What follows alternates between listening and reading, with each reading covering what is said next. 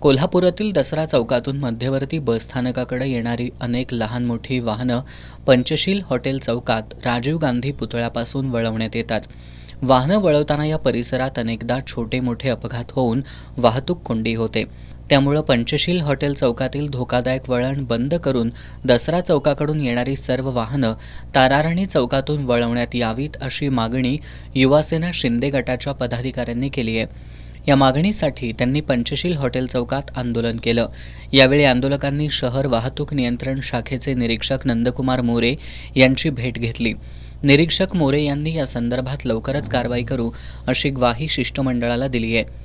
आंदोलनात युवा सेनेचे जिल्हा समन्वयक अविनाश कामते, पियुष चव्हाण, विपुल भंडारे, रुपेश इंगवले, शैलेश साळुंखे, दादू शिंदे, तेजस्विनी घाटगे, सौरभ कुलकर्णी यांच्यासह कार्यकर्ते सहभागी झाले होते.